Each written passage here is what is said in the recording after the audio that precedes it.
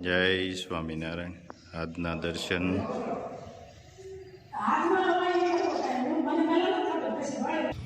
જય ગજાનંદ ગણપતિ મહારાજ. જય Kashtabhanjan Dev. Good morning. જય સ્વામિનારાયણ. જય સિયારામ. જય શ્રી કૃષ્ણ. જય માતાજી. ઓમ નમઃ શિવાય. સત્યમે વિજયતા सिद्धेश्वर महादेव जय. जय स्वामीनारायण. प्यार, सम्मान और अपमान तीनों एक प्रकार के निवेश है. जितना आप दूसरों को देंगे आपको उससे कई गुना अधिक वापस मिलेगा. जय स्वामीनारायण. કબૂતરાને ચણ નાખવાની છે અત્યારે. જો બાજરો, ઝાર અત્યારે અહીંયા બહુ આવે કબૂતરા. બાજરો સવારમાં નાખી દેવાનો એટલે ચણી લે કબૂતરા. અને ઝાર લાવ્યા છે.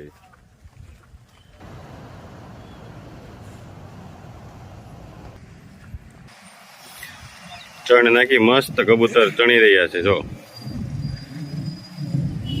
બહુ જાજા કબૂતર. હા, કેટલું કબૂતર આવે છે. બસ કામ બધે જય સ્વામિનારાયણ. ભાભી મળી ગયા. હા, ભાભીને પ્રણામ. શેટાર્યો એમ આશીર્વાદ નથી દેતા, એમ કે શેટાર્યો એમ પ્રણામ. વાહ ભાભી, જાવું છો કાલ? હબદાન હબદાન. કાલ નેરુબાઈ ત્યાંથી લઈ આવી. હા, હવે 15-20 લઈ આવશે. તો માન છે. 9 વાગવા આવી ગયા છે રાતના અને અત્યારે પાર્સલ કરવાનું છે ચાલુ.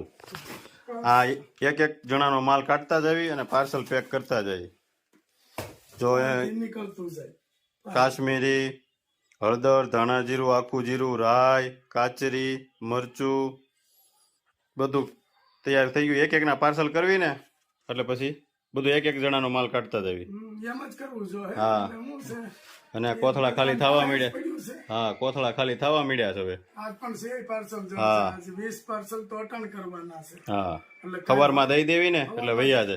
હવારમાં, કારણ કે મોટા પાર્સલ છે. હા, એટલે એ હવારમાં જ દેવા જોઈએ. આપણે તો સારું છે કે એટલું બધા બહુ વખાણે છે. હા, કે નહીં, વસ્તુ એક નંબર. જ્યાં જ્યાં પાર્સલ ગયા ને ત્યાંથી ફોન આવે ના આવે કે બહુ સરસ વસ્તુ છે એમ. હાલો તો આપણે ચાલુ કરી દેવી. હા, મોટા પાર્સલ છે ને એ પાછા ઝાઝા છે. હા, હાલો હાલો કરી દો. સ્વામિનારાયણ. જય સ્વામિનારાયણ. આજે સિઝનનું પહેલું કાચી કેરીનું શાક, પ્રયાગનું ફેવરિટ. હા, મીઠું થાય ને કણે ચડી ગયું. હા, જાળી પડવા મળે ને તો મજા આવે શાક બનાવવાનું. આખી રેસીપી બતાવવામાં આવશે. અને જો મસ્ત કાચી કેરી કટિંગ થાય છે એકદમ.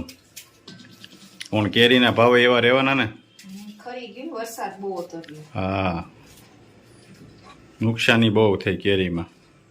આમે ઓછી થઈ જાય ને પછી ઝાડવે. હા, એકદમ ઝીણું કટિંગ કરવું પડે ને. હા, નાની નાની કપી પડે બહુ. એકદમ ઝીણું કટિંગ કરી નાખવાનું. તેલમાં ચોળવવાની એને. તેલમાં ચોળવ, નાખવાનું ન હોય, પાણી નહીં નાખવાનું. તેલમાં જ ખાલી. એટલે પતલી કરવી પડે એટલે જલ્દી ચડી જાય. અને ગોળ ગોળ અને વરિયાળી નાખવાની ને છેલ્લે. હા, પછી ખાવ ચડી જાય, બધું કમ્પ્લીટ થઈ જાય પછી વરિયાળી. આગળ બતાવી કટિંગ થઈ જાય શાક બનાવે એટલે બધું. કાચી કેરીનો શાકનો વઘાર કરવાનો છે. એમાં શું નાખવાનું? આખું જીરું. આખા જીરાથી વઘાર કરવાનો એમને? રાઈ નહીં નાખવાની. રાય નહીં, આખું જીરું જ નાખવાનું. હવે નાકાડો હળદી. લાકડો હળદી નાખી દેવાની અને કાચી કેરી. કટકા કરી. હા, હવે એને તેલમાં ચડવા દેવાની ને. તેલમાં ચડવા દે, ધીમા તાપે. ધીમા તાપે. થઈ જાય એકદમ કાચ જેવી. પછી એટલે ખબર પડી જાય કાચ જેવી થઈ જાય. હા, હા, મસ્ત થાય કાચી કેરીનું શાક. હવે એને થોડીક વાર ચડવા દેવી પડશે ને. પછી ગોળ ઉમેરવાનો. પછી ગોળ ને પછી વરિયાળી. હા, મસ્ત કેરી ચડી ગઈ છે. મસ્ત થઈ જાય, એકદમ કાચ જેવી થઈ જાય. જો હા સેજ પાકેલ હોય ને એટલે નહીતર એકદમ સરસ રહી કટકી. હા, હવે ગોળ ઉમેરી દેવાનો. ગોળ ઉમેરો. હા, જેવું ગળ્યું ખાવું એવું. ખાટું લાગે તો વધારે ગોળ નાખો. હા હા, હવે ગોળ મિક્સ કરી દેવાનો.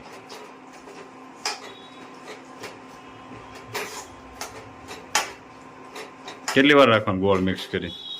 ગોળ ઓગળી જાય ત્યાં સુધી. અને લાલ મરચું નાખવાનું. જેટલું તીખું કરવું હોય એટલું. એટલે મસ્ત કેરીનું શાક થઈ જાય તૈયાર. ખાટું મીઠું થાય, ખટ્ટું મીઠું. ખટ્ટા મીઠું. ન થાય ને મીઠું ન થાય. મસ્ત થાય. આમાં પ્રિયાકભાઈ માટે બનાવ્યું છે સ્પેશિયલ. હા. એને કેરીનું શાક બહુ ભાવે. કાચી કેરીનું શાક. આગળ ટ્યુશનમાંથી આવશે એટલે જમશે કાચી કેરીનું શાક ને રોટલી. અને આ રોટલી જ મજા, ભાખરી નો ભાવે. હા, હવે સ્વાદ અનુસાર નમક નાખી દેવાનું. જો એક રસ થઈ ગયું જો. હા, મસ્ત થઈ ગયું. ગોળ નાખી દીધો એટલે ખાલી ઓગાળવાનું જ હોય ને. હવે આપણું મરચું નાખી દેવાનું.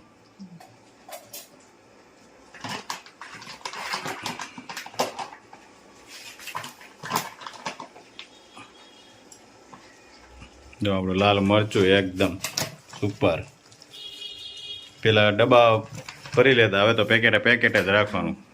જોઈએ એમ ખોલવાનું. હા, મસાલિયું ભરી લેવાનું થઈ રહે એટલે પછી પાછું પેકેટ ખોલીને પાછું ભરી લેવાનું.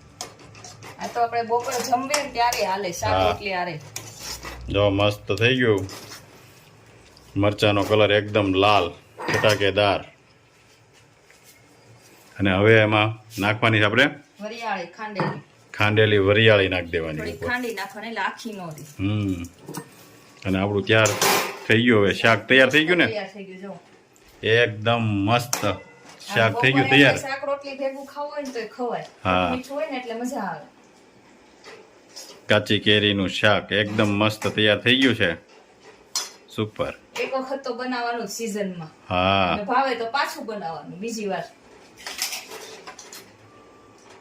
એકદમ રેડી. સુપર થઈ ગયું શાક તૈયાર.